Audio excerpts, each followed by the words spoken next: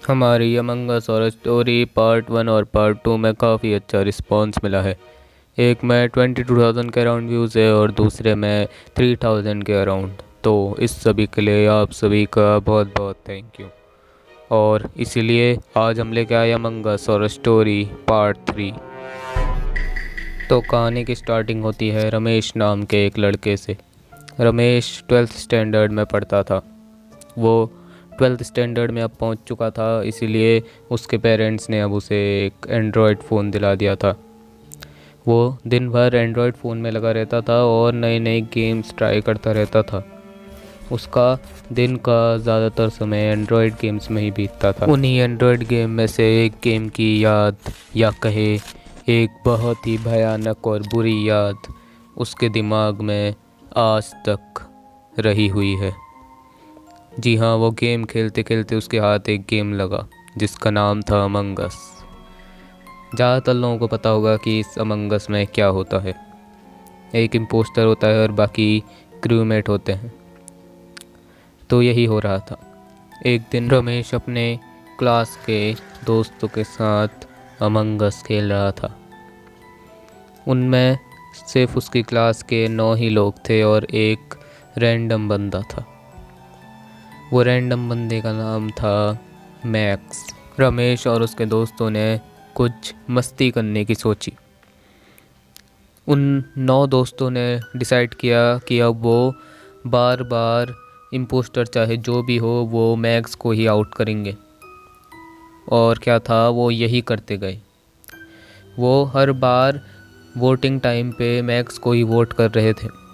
Max chat section में बोलता गया कि मैं इम्पोस्टर नहीं हूँ, और बार बार, लेकिन फिर भी वो उसी को वोट कर रहे थे।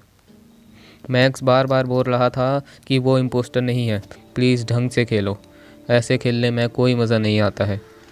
लेकिन वो सब अपने मज़े के लिए बार बार मैक्स को वोट करके आउट कर देते। मैक्स थोड़ी देर बाद बहुत ही ज़्यादा गुस्सा होके गेम छोड़ के चले गया।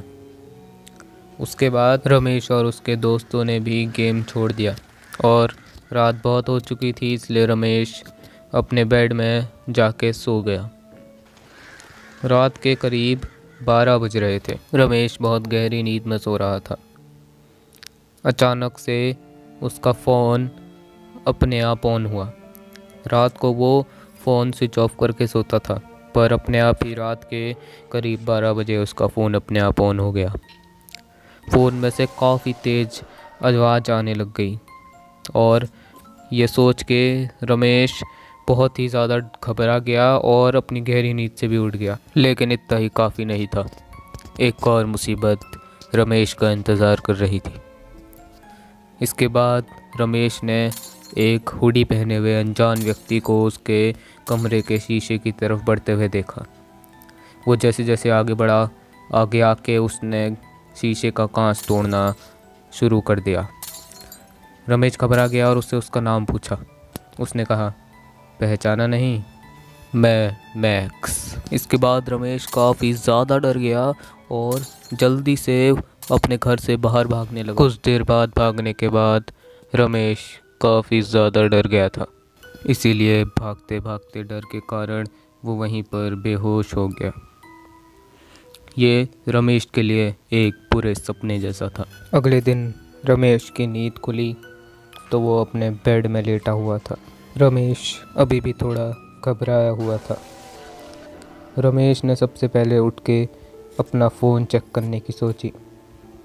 जैसे ही उसने अपना फ़ोन चेक किया, उसने देखा कि उसके दोस्तों के बहुत सारे मैसेजेस आए हुए हैं और ये सब वही दोस्त थे जिन्होंने कल रात को रमेश के साथ अमंग अस खेला था। उन्होंने भी बताया कि उनके साथ भी वही सेम चीज़ हुई जो रमेश के साथ हुई थी। तो आखिर ये मैक्स नाम का लड़का कौन था?